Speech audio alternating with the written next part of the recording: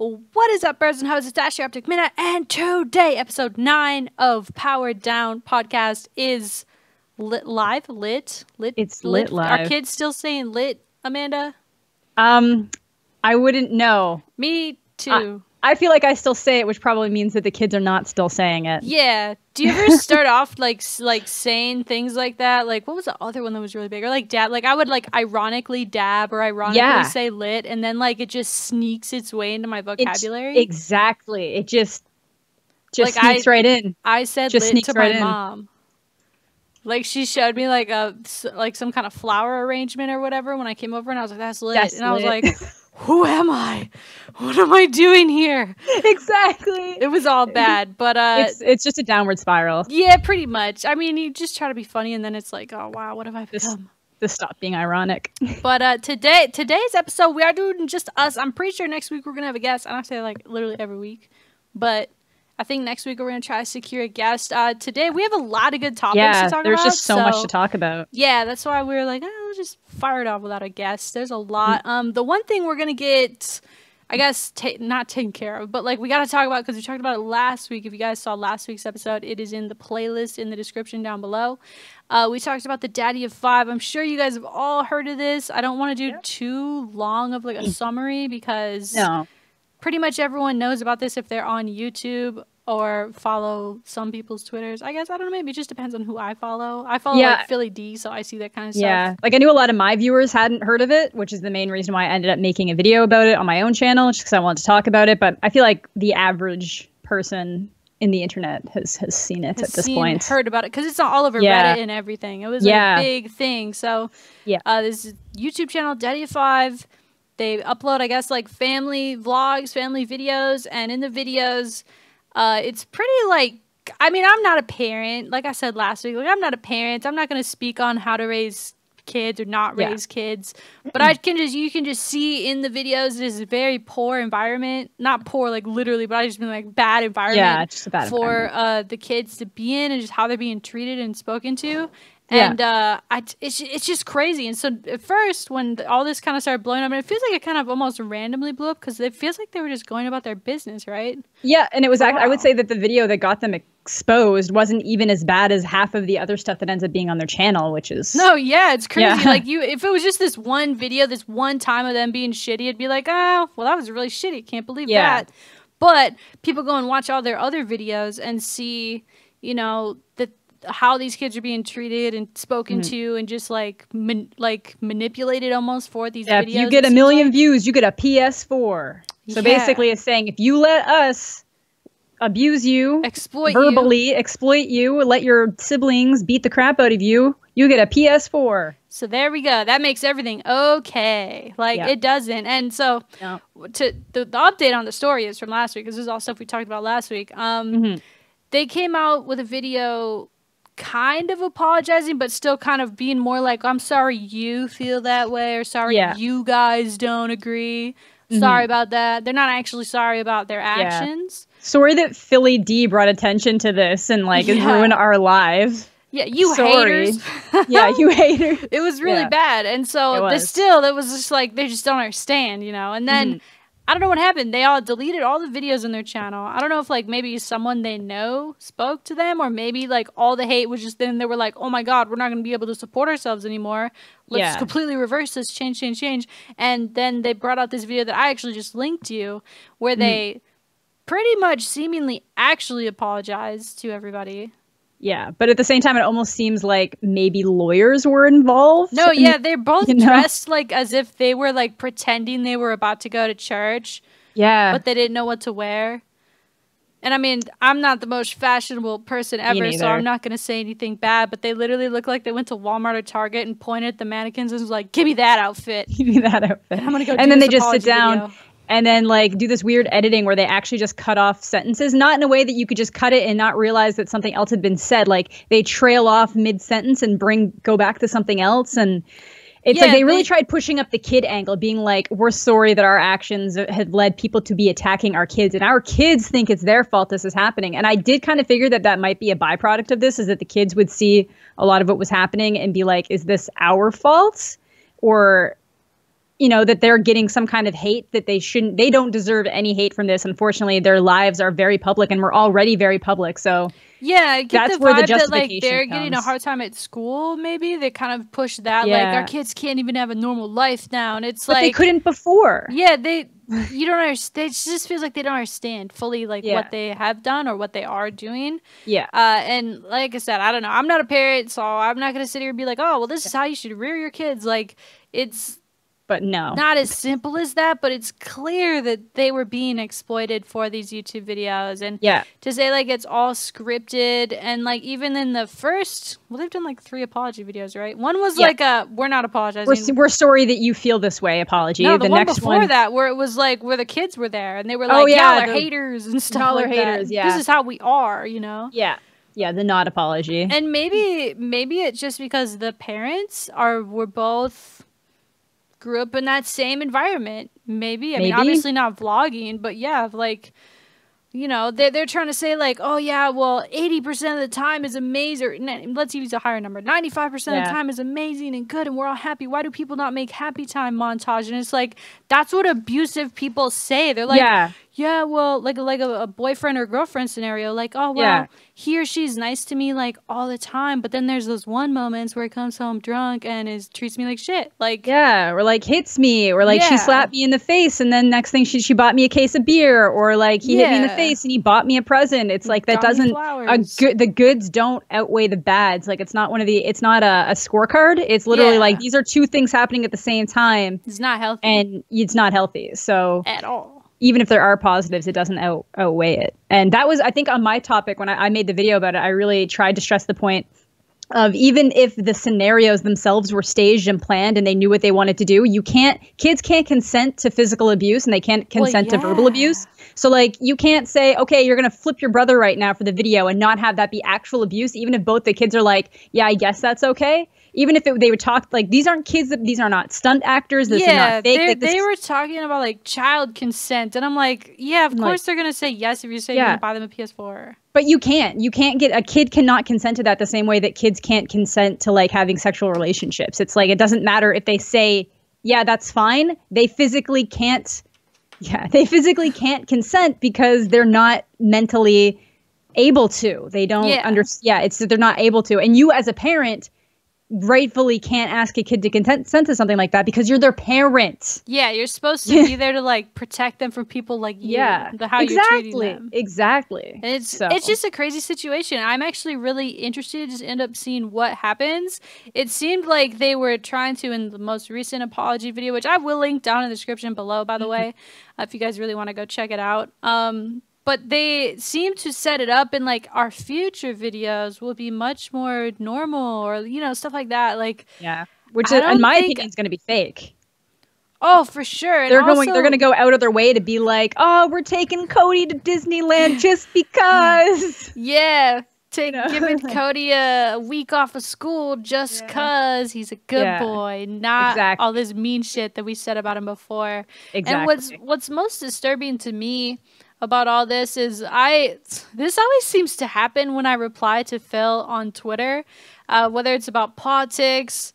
I'll reply like he was tweeting something about it, and I was like, basically I said like, you know, the type of people that are defending this family's actions are the type of people that possibly grew up in those same environments. Not to say everyone that grew up in those same environments is doomed to like repeat the cycle. Yeah, a lot of people like realize that, you know, this is bad and I should change, or this is bad and this is not how it's supposed to be. But some people don't, and they're stuck in that like way of thinking, right? So I got this girl.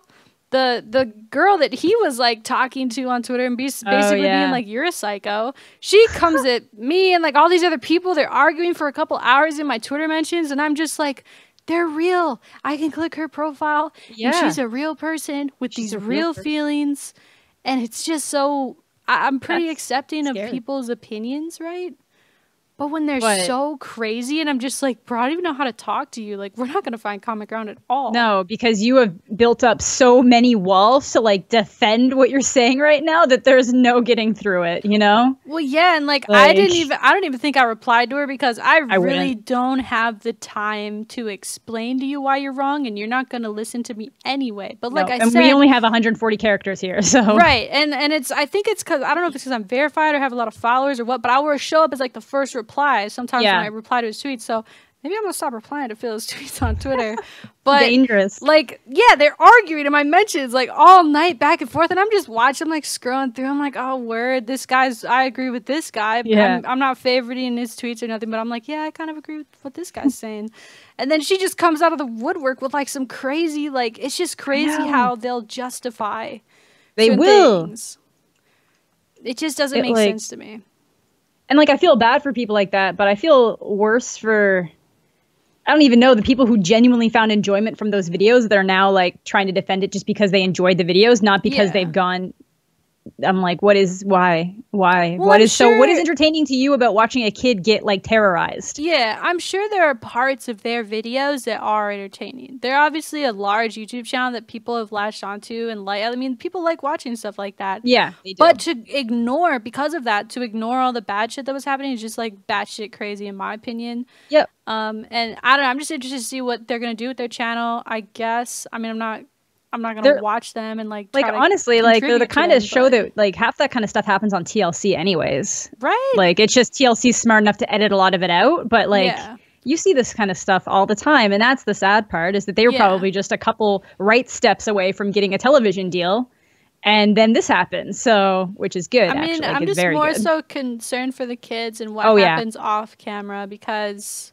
They're willing to do some of that stuff on camera. I can't even imagine. I mean, they say it's all an act, but like, who wants to act like a piece of junk? My thing really comes down to how hard he hit his arm in that when he goes to reach for something and then he just stands and the whole desk shakes. I'm like, if you guys don't know what we're talking rage about, reaction. Yeah, like they were both sitting at a desk, him and Cody, this large man, this little kid.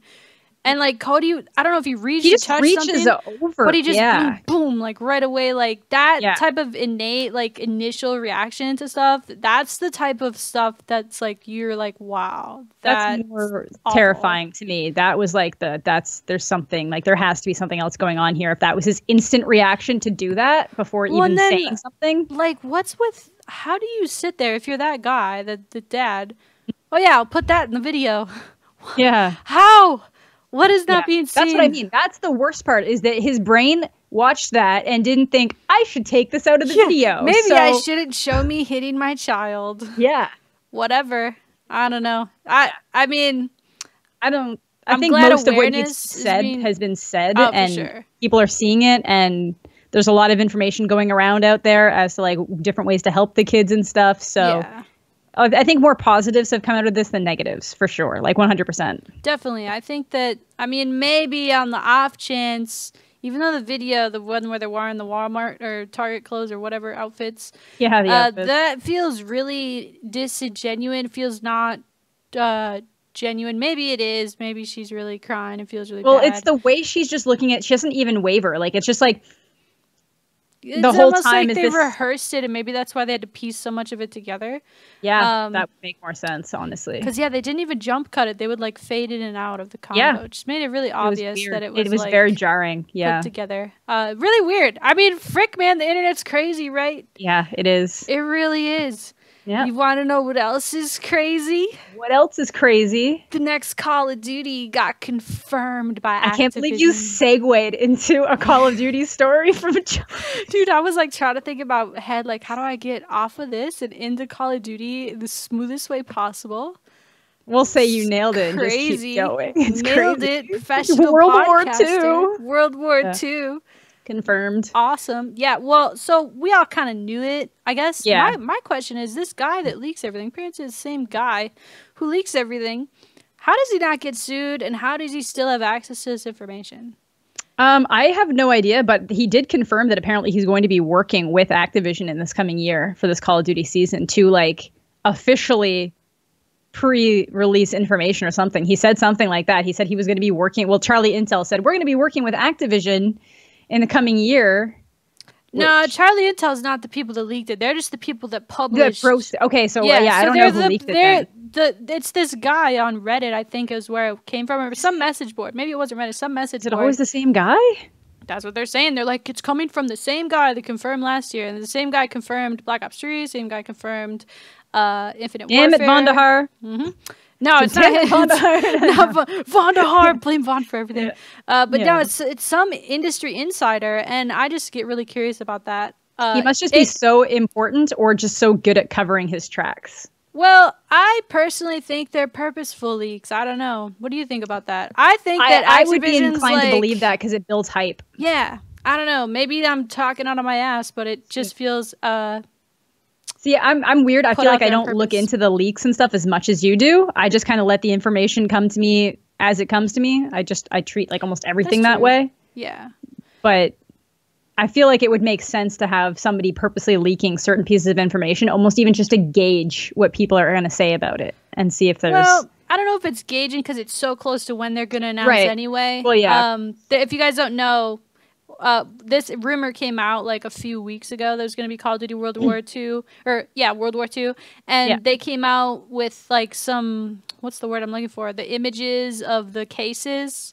Yeah, with, those like, look super fake. Images. Well, I don't think they are because it's the same soldier holding his gun like that. I don't. I was talking about the one where it starts where they're just like this. Oh yeah, where they're like, yeah, they that look like one's Band the one of that looks Brothers super cover. fake. Yeah, exactly. But the new one with it's just the guy holding the gun, I was like, that one looks legit. That one actually looks like it could be real. And then, I mean, I could see the other poster even being real though, as like a pre-order poster. We'll have to see what those are not confirmed what those look like yet. They're coming out on Wednesday at Gamestop, or is it Tuesday? One of those days. It's Wednesday because it's 2 days from now that it gets announced, so it'll be Wednesday. There'll be no, because there was a thing that went out to the GameStops that said we're going to be receiving these posters and like I can't think of the word right now. My brain's not working right tomorrow then because that's when new things come out. For GameStop. So yeah, for sure. We'll see like what those posters look like, but. So it was all but confirmed. It was pretty much like pseudo confirmed because of all that artwork and the person that leaked it. And Charlie Intel was like, they're just the people that kind of like report on it. Oh, okay, right. And it's really, I don't know, man. It's hard to say if it's gonna be good because Sledgehammer's doing it. Sledgehammer. A lot of people were just, they did AW, F them. I didn't think AW was awful. I liked AW, and honestly, the maps in AW. They're laid out well. So made by the Doctor. Did you know that? I did not know that. The Doctor. Dr. Crazy. Disrespect. I knew he worked for. He did level design. He did. I forget which levels he did. He did Solar. He did that Clown DLC map with the rainbow things. Cool. He did like probably like 8 of those maps. Maybe I'm not sure. Well, there you go, because honestly, the maps, for me, a lot of these games really come down to like how it feels in your hand and then how the maps feel. Because like I don't really necessarily mind the feel of playing IW, but some of the maps are just such a mess that I don't want to go back to it. But then AW I actually enjoyed. So AW was a little more simple in their maps, and I love IW. I have a lot of friends there. I think they're cool. I like what they do. I do genuinely like how their games feel. But their maps, man, they make me so mad. They're just like the one where you're on the planet. All these rocks are everywhere, and it just feels like there's stuff. I think it's not Frost. There's stuff everywhere on those maps. There is, and it's not really like useful stuff. No, it's not useful stuff. It's just like aesthetic stuff, and it's like I don't like that. But then again, there are some maps where they really freaking nail it. In Ghosts, I think Warhawk's one of the best Call of Duty maps of all time. Warhawk's good, and Throwback in IW. I was gonna say one of the best. Throwback is good of all time. Like, I'm not saying you can make them all the same. Like, make them all like Throwback. Don't do that. But like, don't put stuff. Yeah, just everywhere. I hate when they put stuff everywhere. I don't know. I get really mad. Do you know what I'm talking about? The like rubble and like and like when one of the main components of the game is like sliding and stuff, like don't put stuff in the way that's like I don't know. You gotta like awkwardly like do your jetpack thing. It's just what do you think about going from 3 years of jetpacks, which I think was a mistake, in a row to do it. To now on the ground. I feel like a lot of people's reactions to Modern Warfare Remastered, the pre-sale bonus or the bonus game that came with IW. a lot of people were like, oh, that's boring. I'm going to go play IW. A lot of people are actually like that. I'm personally not, but I could see why. You know, it's slower. It's much slower. It's a lot slower. It's older. It's a much simpler game. Modern Warfare is. It is. And I do enjoy it. I'm just, for some reason, it doesn't feel great to me sometimes. Like, I'll play it and I'll be like, this just doesn't feel right. But I don't think that boots on the ground, like, I feel like at this point, we've had so many years of somewhat faster paced CODs, even when you go back to Ghosts and BO2, that I don't think they'll ever go back to that fully just OG slowed down game type. Because I don't think they can at this point. They're going to have to find a way to at least keep it a little bit quicker paced. Well, I think the way that they could do that could either be with unlimited sprint or with just the maps. I think map design is going to be so crucial for Sledgehammer on their next title. Like how fast you can get into the gun engagements is really going to be a huge thing. Yeah, and like how those engagements happen. You know, you can't have maps where they're like in Ghost. Ghost is boots on the ground, and half of the maps it feels like that came out with the game were gigantic and stuff's everywhere again. Like, and it's really like not good to play. That's why with a lot of their DLC maps for Ghosts, I actually really like the Ghost DLC because they had remember like being Michael Myers and shit. Oh yeah, see that stuff's really fun. Yeah, you know? And then the maps that they made, the DLC maps themselves were actually smaller. Like they would be smaller than the maps that came out with it. So it's almost like they get too big. They're like, we're gonna make this big, awesome friggin' map, and honestly, there's so many games and everything. There's so many games that I can think of where that hurts it. It was like even in Smash Brothers Brawl, they made massive maps that pulled the perspective really far away, so you couldn't even tell who you were playing as. And I was like, I hated that. Just there's no reason why you can't just keep things good and simple. And it's the same thing for fighters, and it's the same thing for this. You know, like keep the action. Get enough place so that people can move around and, you know, navigate and play in different ways, but not so big that you could literally do laps of the map and never run into somebody. Yeah. Because I've had that happen in IW where I'll just run around and be like, hello, where is anybody? I'm jetpacking everywhere. Yeah, exactly. I mean, it's going to be interesting to see what happens. I think personally, a lot of people are saying, well, what guns are they going to use? And what about the specialists? I personally, they're going to find a way to put them specialists in there. I know, which I'm like... Which this will be simpler. I feel like it would be like a medic. Well, yeah, like a medic or a flamethrower guy or a melee specialist guy. You know, you could easily do specialists in World War II, and I almost feel like I would have a better time with it. Especially if they made them. This is where I feel like IW messed up a tiny bit too. Like, there's too many abilities to go with each of those people that they have. So in Black Ops 3, it was okay. You're the fire break guy. You either have the flamethrower or you have the heat wave. You get two things to choose. You can't. Yeah, one's a defensive, one's an offensive. Like you pick which one you want. Yep. You know? I think tactical, I should say. And those made them feel more like people too. Like they tried to give them these little player cards with their little backstory. Yeah, little personalities. Kind of cute. Yeah. But yeah, even fun. Like the stuff they're saying and stuff. Like if they could have the World War II, like each role, I guess, for the soldiers. Make them feel like people, I guess, would be the thing I'm hoping they do if they do it. What if they don't? What if they just frick around and like, screw specialists? You get an ability, It'd be cool. though. It'd be cool if they didn't, but at the same time, if they do, there's ways to do it really well. Well, because in AW, which I know it's AW, is kind of a little bit hard to keep track of, but Advanced Warfare, they had those little exo abilities. So you would have like, they were mostly defensive, right? There was never one where it was like... No, like one would recharge faster, one would do this better. Yeah, one's invisibility, like abilities like that. I really didn't like. I feel like you have to almost tie them to a person. That makes them like a recognizable person. Like if I see you running around on the map and you're soldier whatever, I know what you can do. I need to know what you can do, and I need to know, like, you know, just by looking at you, your personality or who you're playing as.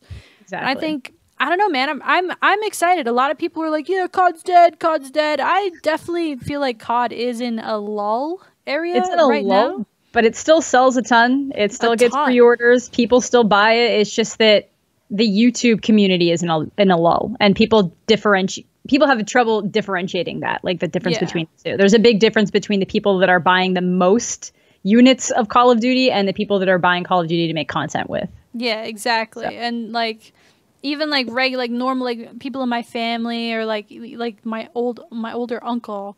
He's like, what do you do? And I'm like, oh, I do this thing with video games. He's like, what game? I'm like, well, do you know Call of Duty? He's like, oh, yeah, I've heard of that. Or like if I'm like at the dentist office or whatever, and they're like, asking about gaming stuff. I'm like, well, have you heard of Call of Duty? And they're like, oh yeah, my son plays it. Like everyone knows Call of Duty. It's the most recognizable franchise. So obviously it's not going great this year with what they did with like the 3 years in a row of the boost jumps, man. I really feel like maybe each developer just wanted to take a crack at it. Yeah, and I feel like maybe they should have found a different way to do that rotation, but I get why, because then it would be like, well, if you just do one of these every 3 years, then it would be the same developer doing it every 3 years. So yeah, because now if they do, well, it's hard to say what Treyarch's working on because apparently they're, I don't know, according to the Zombies people, Black Ops 3 was the end of Black Ops. Like, it's a Black Ops trilogy now. Yeah, that's what they're saying that they're going to stay that way because of Zombies. Yeah. So does that mean, well, Treyarch's next COD's Black Ops 4? Black Ops can be any time, by the way. Yeah, it could Black Ops can be. Black Ops the prequel. Yeah, it could be anything like that. And so I think it'd be a mistake if all three of them now did like a World War game. Like what if Black Ops, or what if Treyarch's next game is World at War II? Yeah. That's another World War game. Well, what time is that? Does that have to be World War II time, or could it be, what if it's about World War III? Because there's already a lot of World War II stuff out there that if they just keep adding to it every year. And it feels like Call of Duty, I don't know how many of you guys played Call of Duty like from the start, but like Call of Duty 2 and even like all those games, those early COD games were World War II like shooters. And then you had Modern Warfare come out, then you had that era, you had Modern Warfare 1, 2, 3, Black Ops was in there, it was in like the 80s or whatever, wasn't it? Yeah, kind of modern-ish. So then you got the modern era, and now you had the 3 years of the boost jump future stuff.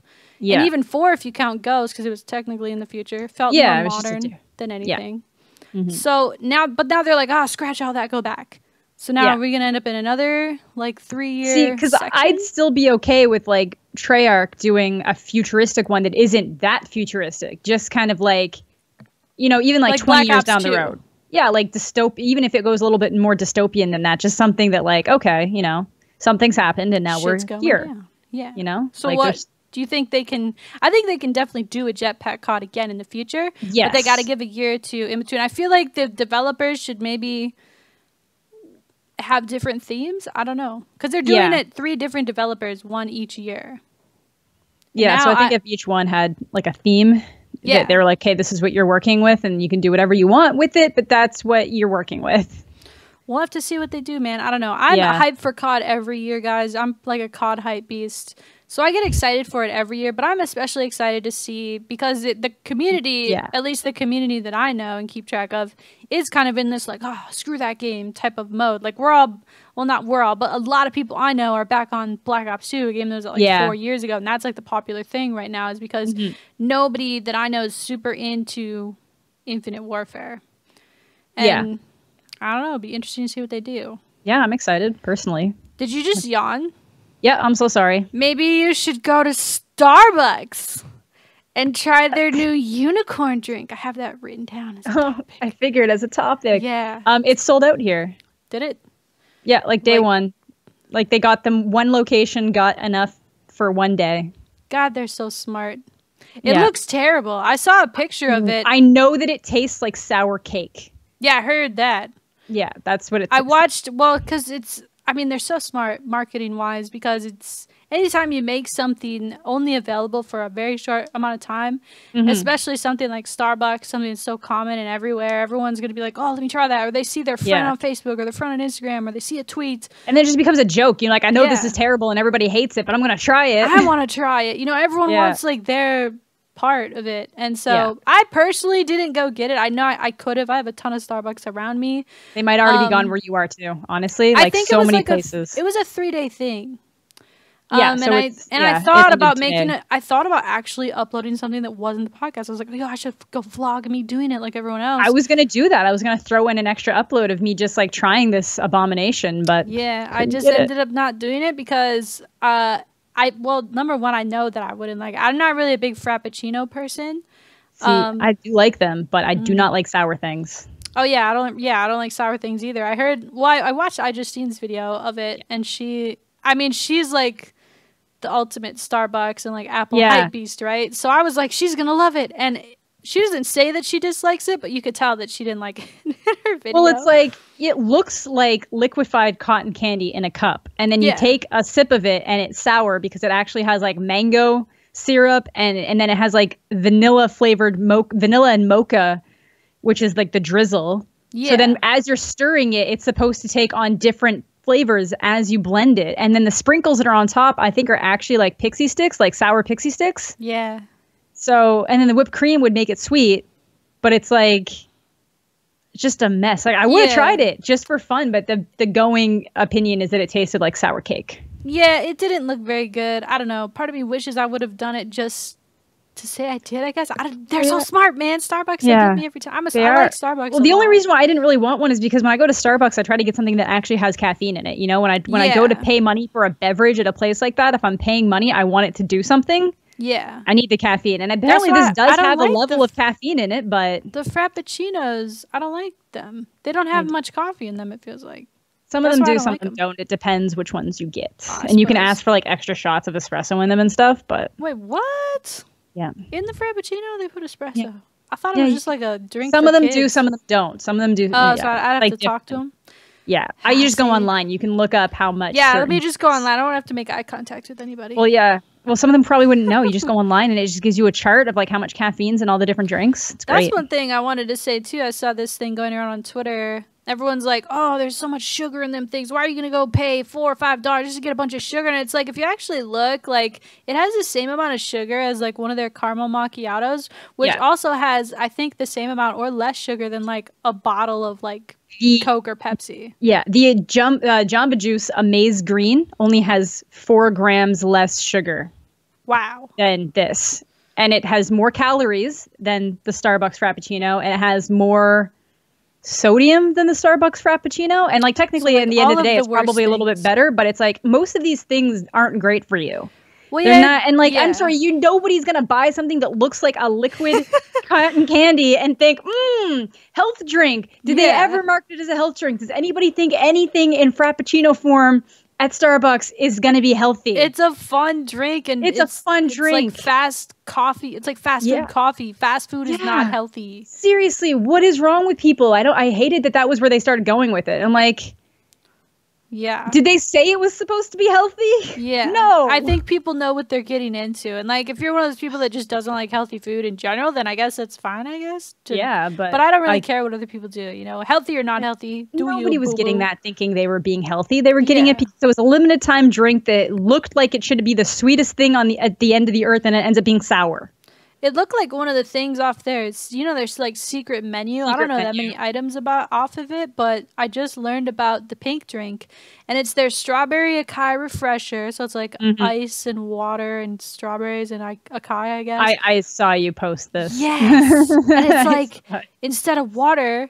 So you ask for the pink drink. So it's like that drink, which is on the menu, but then you ask for the pink drink. So it's basically the same thing, except they take the water out and they add coconut milk.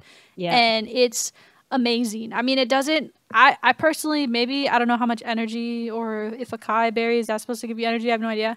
If it just tastes good or if it gives you energy. I personally didn't feel any different after I drank it, but like usually when I have espresso, I'm like I feel different. I'm like, yep, I'm gonna kick today's ass for at least the next 2 hours.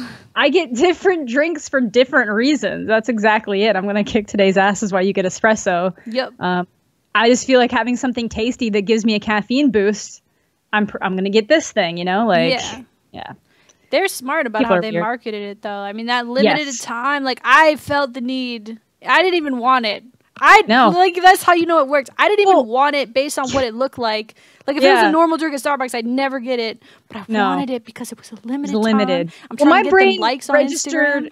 Yeah, well, my brain registered limited the same way the pink, oh my god, pumpkin spice lattes are limited. It's limited until they run out of the syrup, which could literally, because it gets so popular every year, it goes until like February. Yeah, you might still be able to walk in right now and be like, "Can I have a pumpkin spice latte?" Yeah, they but then it was like, no, it's like 4 days limited. No, yeah, this was like limited. Yeah, like you had to go in there. I don't know. They're smart, dude. Speaking of limited, no, I'm trying to segue, but I really can't. Twitch submodel change and the new affiliate program for Twitch. Yeah.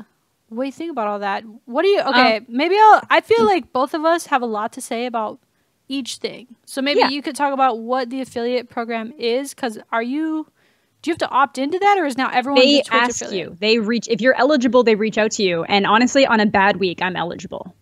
Really? Do you know what it's 8 hours total of streaming per month. Oh, okay. With minimum 3 separate streams. So like you couldn't just stream for 8 hours in one day and be eligible. You'd have to have 3 unique streams. Yeah. That might be per week. I can't remember, but it was at least 3 independent. So they're just looking for consistent streamers. Yeah. But still 8 hours total for a month. Not hard. Yeah. That's really easy. Yeah. Then 50 followers and 3 consistent viewers. Like, but that, like, again, you could literally have like your parents sitting, and I'm not trying to be mean, hook but like, up if like you my really laptop and my phone to my own stream. If you really wanted to be eligible, you could just be like, Mom, can you make an account and just sit here? Like, you don't even have to watch. So I think it's a great idea. I do too. So basically, it gives people the ability to have like one emote. That's cool. You can get cheers because that's not something that regular people are able to get, which honestly, I don't even really care about the cheers. Well, the cheers thing, honestly, for smaller, for smaller streamers, a donation, someone that doesn't have a sub button, usually the best way to support a streamer is to subscribe to them. If they don't have a sub button, most people just donate. They're like, oh, here's $5 or here, whatever. But this bits thing, people love the bits because they get stuff in return. I like that about it. Which is good. That's good for them. But Amazon takes a large portion of it. So, for instance, when you go to buy bits, let's say you want to give me $1 in bits. You have to buy $1.80 worth. I'm pretty sure that's the cut. Yeah. I can't remember so you end up spending more. So the person who is getting the badge in return and wants to give the bits has to pay more, and Amazon gets cut. It's not like Amazon takes a cut after the streamer gets the money. Like, I still get the $1, but you just pay the extra 60 or 80 cents or whatever it is to get the bits. I just think it works better for everybody if you just donate. I actually don't really. It does. Some people do like the cheering, though. A lot of people, like, they'll fight over the top spot in the chat. They will. They really like doing that. People really like showing their support, and some people do, some people don't. So like if someone comes in with like the red badge, which means they've given 10,000 bits, which is like $100, I think.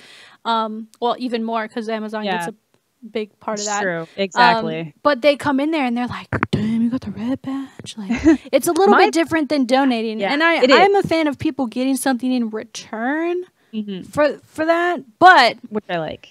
It's Twitch's way of basically getting their piece of the small streamers donation pie. And that's the same thing with the affiliate program, is that it's a way for them to get money, which it's not, there's no issue with that because they're providing the platform, right? If they provide the platform and the streamer themselves are going to benefit from the affiliate program, but it is a way for them to take a cut from consistent small streamers that they haven't deemed worthy of being partners.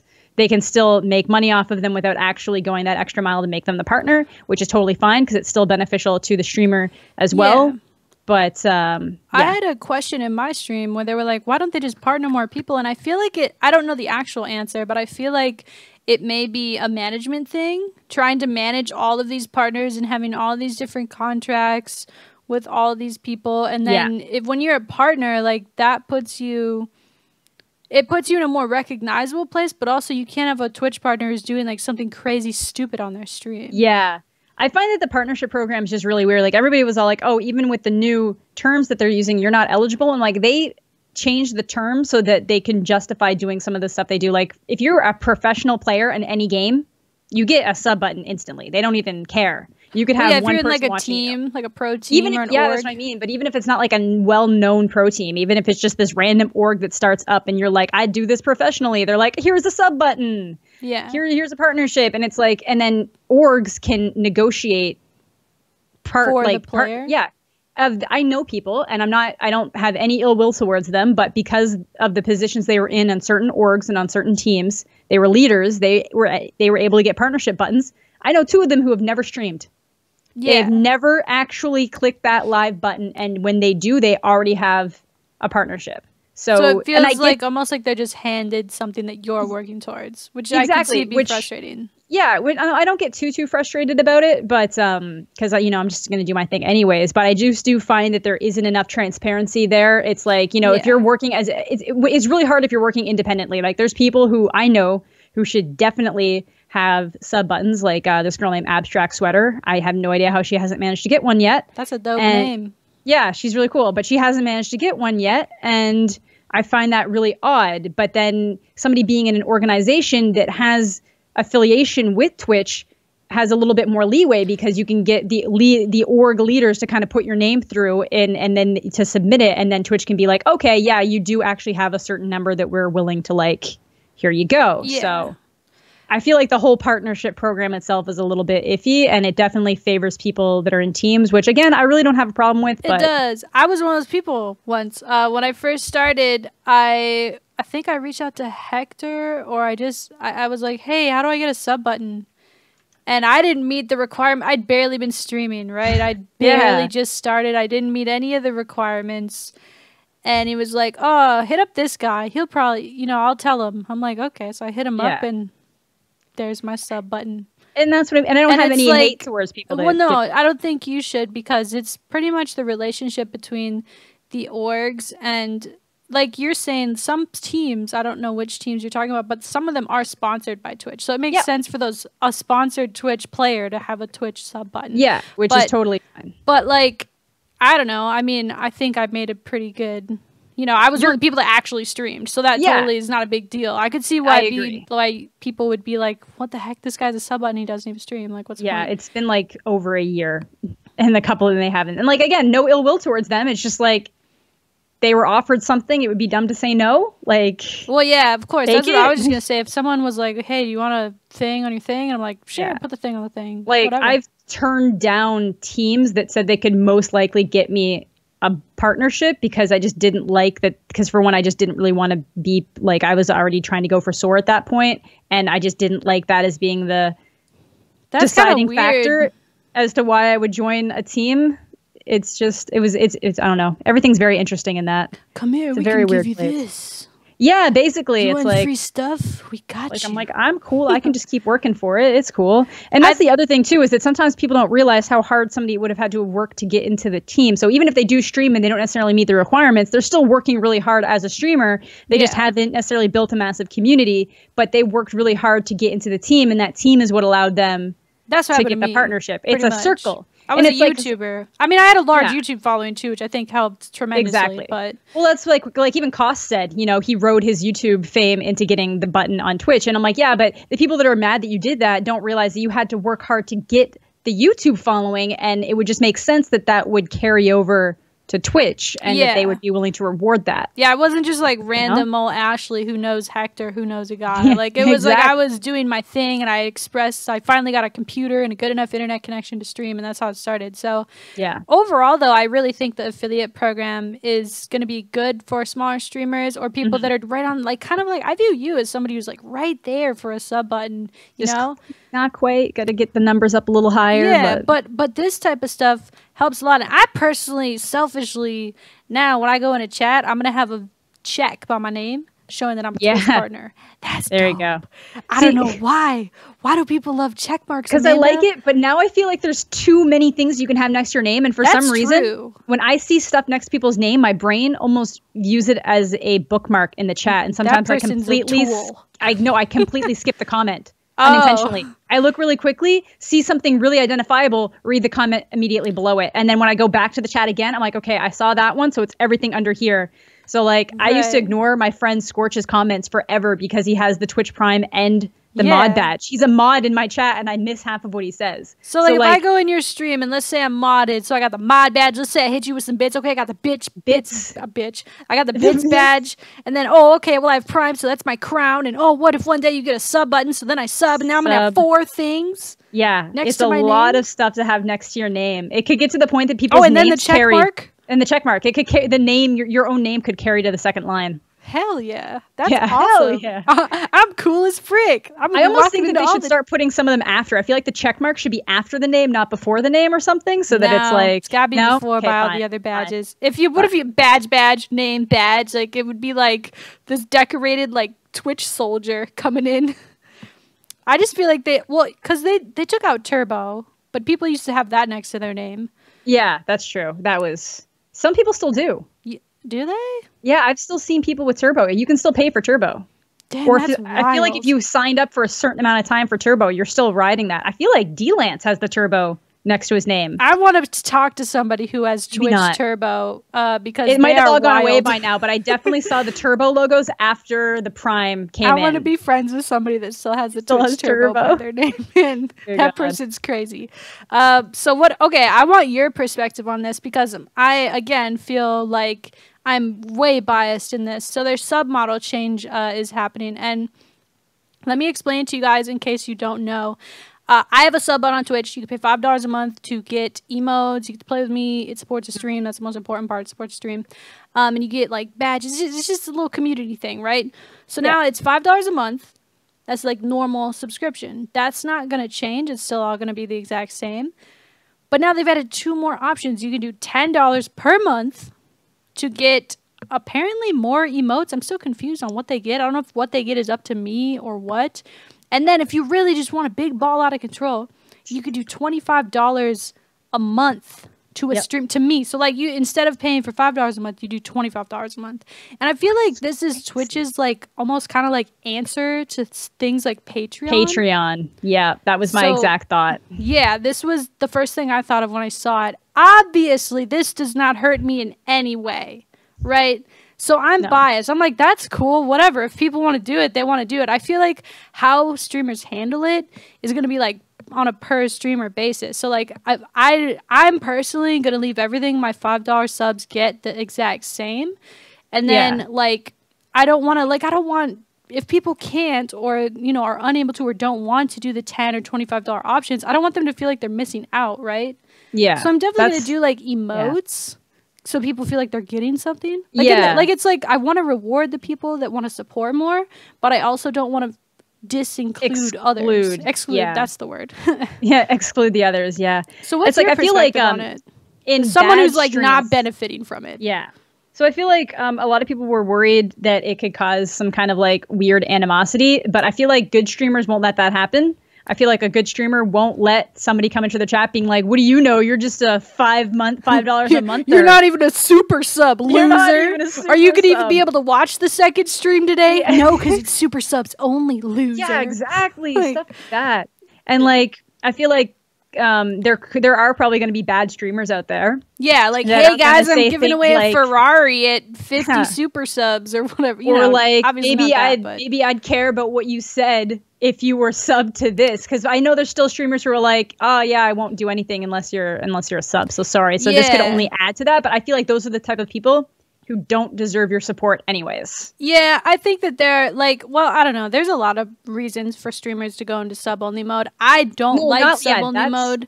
Yeah. A lot of people were mad. I saw in the Reddit, they're like, wow, what if streamers do like only like supreme sub only chat, only $25 members get to talk. Yeah. What if they do that? It's like, that person's kind of an asshole, you know? Yeah. Like, I can understand someone like Summit going into sub-only mode because he has like 20,000+ people watching him and you'd never be able to read. Yeah. That I get. But yeah, in terms of like sub-only stuff, I feel like it's only going to be like bad streamers who try to like monopolize that a lot. Yeah. Obviously, I feel like there's some giveaways that would be good for people that are only like the 20. You want to try to reward the people that are giving you so much.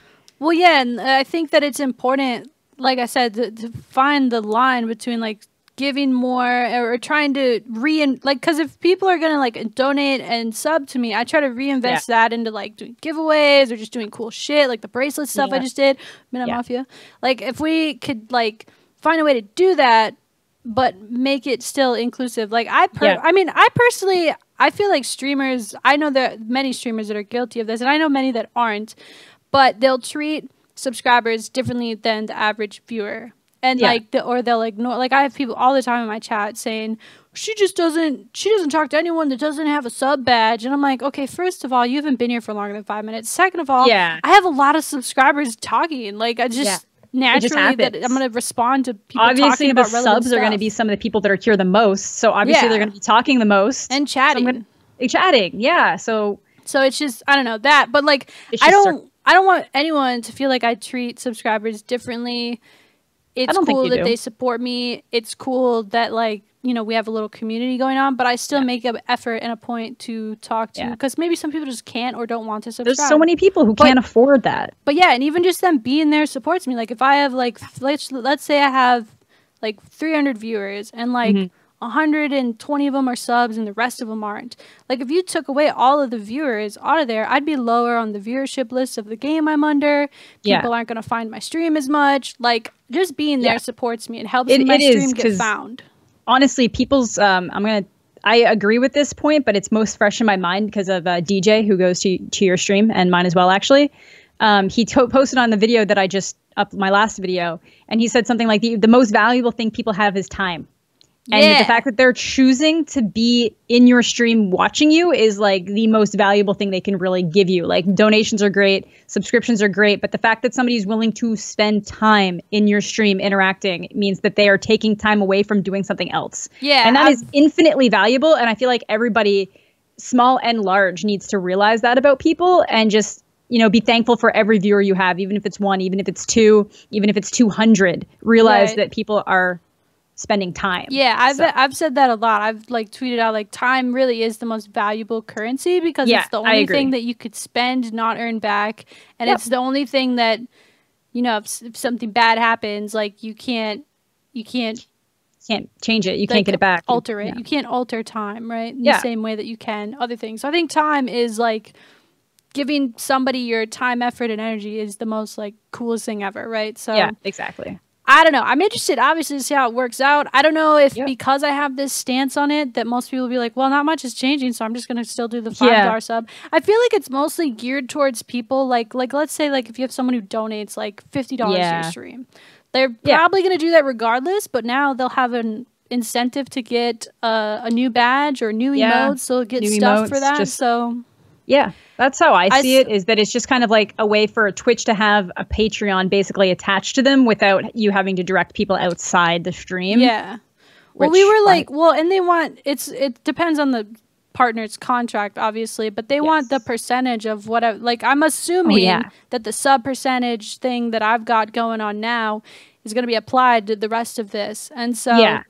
I'm cool with that, obviously. And like I said, it feels like I'm biased because it's only going to help me. But in the same way, it is to make me concerned, because a lot of my subs' reactions to it was negative. They were like, well, I don't have 10 or 25 extra dollars to give you MiDNiTE a month. I can, you know, barely give you $5 a month. And I'm like, you don't have to. I feel terrible that you're saying that. And they're like, well, I don't want to not get. I don't want. It's like they don't want to feel not included, right? Yeah, and I get that mentality. People are like, there's something better available, and I want to do that, but, like, I can't. I physically can't. And I think that's where it kind of gets divisive. Even if the streamers aren't doing it, even if, like, the viewers aren't necessarily doing it, I can understand how that could cause some negative emotions just within the person. Yeah. Of not being able to afford. Because I know there's times where I'm like, I really want to subscribe to you, but I subscribe to too many people now. I can't. Yeah. I can't. I got the sense that a couple of them in my chat were like, I feel bad. I can't do it. I'm like, oh my God, don't feel bad. Like, relax. It's okay. Like, it's And I think there's some smaller streamers that have just kind of hit the partnership that are worried that people will drop their partnership subscriptions to pay for the larger subscriptions in other channels. I know that was one of the issues. Some of the smaller streamers, like, I feel like some of the smaller streamers were panicking, and they didn't verbally say that, but based on the tone of what they were saying, I think that's secretly. I mean, I totally get that mentality, but it's a really, I mean, competition on Twitch is a really weird, like, thing to look at, right? Because if you look at it like, oh, well, this person's getting more money, but I have more viewers, or I'm doing this, or I'm doing that. Like, why are they getting that? Is that taken away from me? Like, you can't look even at I it get that stuff way. like that directed at me, and I'm not that big, but I get people that say some stuff that. I mean, you can't even. It's so. I mean, it is and it isn't a competition-driven thing. Obviously, the viewer list is number one, like, competition thing that viewers and streamers look at. Like, okay, well, Summit has 20K views, and then Tim the Tatman has 15K views. So, well, I guess Summit's better. Like, that's not how it works. That's each not how stream it works. is unique. Each person offers their own experience, and depending on what you like, you decide what you want to watch. You know? Yeah, streaming's just like any other kind of media. It's like, just because the ratings for Game of Thrones is better than ratings for The Flash doesn't mean that you can't like The Flash more than Game of Thrones. True. You know, like, people like different things, and that's okay, you know? So, yeah. It's really interesting, though. I think that Amazon has changed the way Twitch is run For the Yes. better. What do you think? Yep. For the better, for the worse? So far, I think it's been really good. I really like the fact that I can sub to somebody through Twitch Prime, which is love that. Really, that's awesome. I think that's great. I think that's amazing. You, Twitch Prime. Yeah. I love you. Yeah, not so for like any selfish reason at all. No, totally I love not. you, Twitch Prime, for giving people the ability to subscribe to me for free. Yeah, like stuff like that is really Twitch cool. Prime. Love the bits too. I mean, I'm not a fan of how large a cut Amazon takes of that. I'm weird about the bits.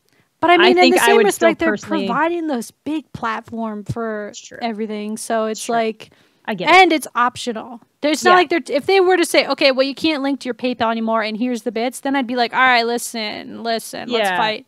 But it's just an option. You know, options are good. So I agree. I'd like to know what you guys think down in the comment section below. Also, to lighten the mood in my chat when I was talking about it, we started coming up with like really funny, like, oh, super subs get donuts with CoD and coffee now. Yeah. And, like, we're coming up. Well, my chat is like way funnier than me. They were coming up with like hilarious perks. You can make donut emotes. Well, that's what I was thinking of doing, having a donut so the super subs are getting donuts with CoD and coffee. Yeah. And then they would That'd be brag so good to the others. This is what I'm afraid of, is like people are going to become super subs and be like, F you plebs, ha! And that's what I mean. Subs. You'd have to really work on controlling people that might get. But I feel like the people that would have the ability to donate that much money to you probably shouldn't be that way. Yeah, true. Just out of thought. I mean, it's interesting. That's all I gotta say. I'm trying to think of like Patreon-like things I could add to it in a way that makes it fair and funny. I was thinking, you know how some like YouTubers and streamers do like sexy ass cosplay as part of their Patreon. Yep. So I was thinking about doing like ugly Call of Duty cosplay for my super subs. So like 1 month you get me looking like I'm in Last Stand, but like I'm wearing like horrible clothes and I look like terrible Call of Duty stuff, like super not sexy, like actual war. Yeah, exactly. I was thinking about doing something like that. Just ketchup all over you. Just to look like blood. Bloody mess. Like funny cosplay, basically centered around Call of Duty. No, that'd be fun. But I feel like people will be mad because then they're not included, and I don't like not including people. So I know it's rough. It's rough. I'll have to think about it. Last thing I have here, did you watch the amazing hour of television on the CW that was the H1Z1 Invitational? If you guys don't know, we talked about this in one of the previous episodes when they first announced it. The $300,000 H1Z1 tournament. I watched, and I knew who won like 2 weeks. Yeah, they leaked it, right? They leaked. Yeah, somebody leaked it. Apparently, there's a $100K fine going around trying to find that guy's head currently. Damn, I actually got wrong intel on that. I heard 2 weeks ago that Denial won. Oh no, that was just Pineapple's fans being like, yeah, Denial won, but no, Obey. Yeah, they leaked the Obey winnings. Damn, that's crazy. That's a really big... I was watching it because Soar was playing, so I was like, I'm gonna watch. Yeah, were they? But who knows? This because is something they didn't show them. If you guys don't know, this hour of television, it was super, like, you could tell somebody that doesn't maybe understand the game fully is the person that laid out the programming. Well, there's something else that Echo Fox, TGL, and the production company, all the same person. Owned the same. All the same person. So basically, the person, all the money was going towards Echo Fox. That was but honestly, they in show my Echo opinion, Fox all the time. I thought they were the only team playing. Yeah, that hurt them, in my opinion, because it was like, oh, let's just watch this team sit in the gas while there's like an entire team getting killed. Up here, you see this massive gunfight going on, and they're just sitting on this team, sitting in the gas, and you're like, in my opinion, that made them look bad. That made them look like a bad team. Well, I think all the teams were playing that way, and they only didn't when they had to. I feel like, do you know Inboxes, the guy that won the solo invitational this last yeah. Well, you were there.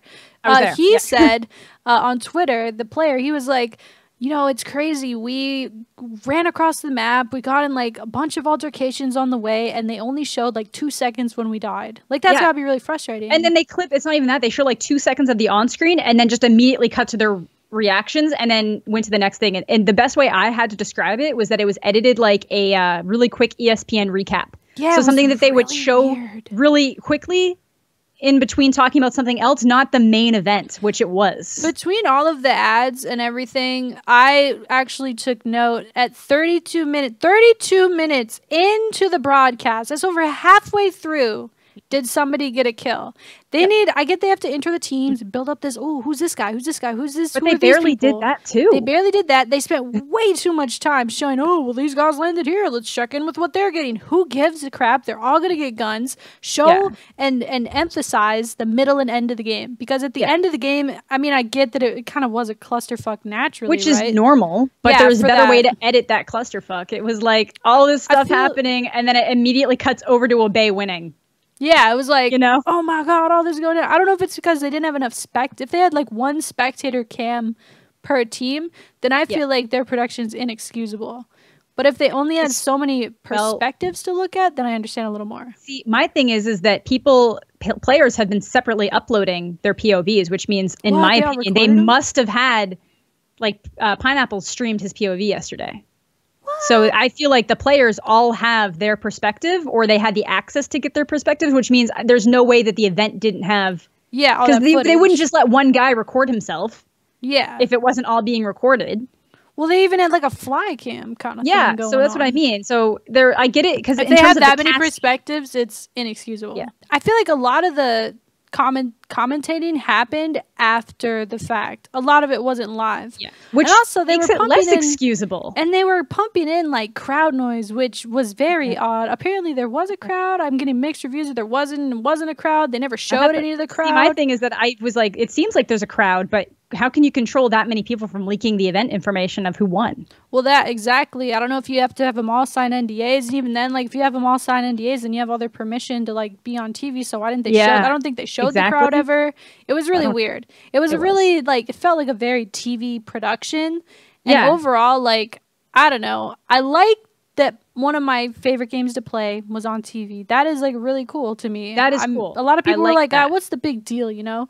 I think that's a really it was awesome. Big deal. It's really cool. It's a door that gets opened for that game, right? And other esports too. But you know, at the same time, I feel like it could have been produced a lot better. I feel like they put a lot into the production of it, and for it to still come out like something that was difficult to watch was disappointing. And I don't know if it was difficult to watch because I personally have never watched H1Z1 scrims. I hear they happen all the time. Yeah, but a lot of them, like actual competitive, like they kind of go like that. Like everyone's really cautious and slow and tries to stay together until the very end. And that's the way it is. And that's okay. And seeing people doing the gas thing where they just try to stay alive in the gas so that they don't give it, like, I get that. That's totally okay. It was just that there was no reason to be like, okay, they're literally just sitting in the gas right now and there's an entire gunfight going on over here. Why aren't we immediately switching over to this right now? Like, we're literally watching an entire team dying and we're focusing on something that there's nothing happening. Yeah. And it was really weird. Like, it was like the ESPN highlights. I think it was like 4 to 5 teams only got like less than 20 seconds of actual airtime. And that's sad. Yeah.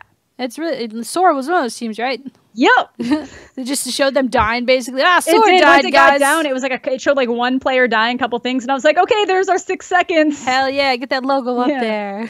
Like it was kind of crazy to watch. I feel like maybe twos. I know twos isn't the most competitive like environment. Fives is like the most competitive environment for H1. I feel like twos or solos would have lent itself way better to TV. Because I feel like even like the Invitational was way more fun to watch, and that was all live, unedited. It was. That was really, really entertaining to watch, in my opinion. And I think fives can be done well. It's just almost like we're giving you an hour time slot, but 40 minutes of it's going to be ads.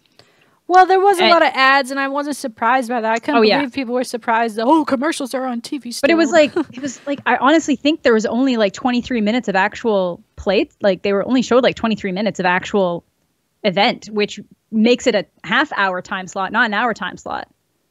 Yeah. So it's almost like there were more commercials. There was at least 20 minutes of commercials. There's maybe 40 minutes of footage, and we were like maybe over halfway through that footage before we saw someone die. I just feel like they could have spent less time on people looting, and more time on like the actual end game gunfights, even though they did all happen fast. Yeah, my opinion was that if the editing had been like that and it had actually been streamed live, I would be like, okay, they just did the best they could. This is the first time they've ever done it. But the fact that they had time to go back and edit it for like 2-3 weeks now. Yeah, long time. Yeah, it's weird. It's like one thumb up, one thumb down for the Invitational. I like that it was on TV. I like that it. I love that. Showcased, you know, something you feel like you're a part of, the H1 community or the online esports community. Very cool. Yeah, but could have been produced better. And I think there was a way to produce it better while still highlighting the teams that apparently had more of a financial play in the matter. Like, I can understand, like, look, we've invested more into this and that's why it's on TV. So we're getting more screen time. I get that. But I feel like it could have been edited better to represent all the teams while still giving more of a highlight to the teams that they were trying to. Yeah. And maybe if this were to happen again or even something similar, they will keep that in mind, hopefully. Yeah. So yeah, hopefully. Cool, man. Is this a good wrap spot? Are you I think this is a good wrap spot. Is there anything further we need to? I don't think so. I just felt bad. That was basically the only thing I felt bad for that I still maintain is that I feel like there was a lot of teams that did not get that's their true. time to shine.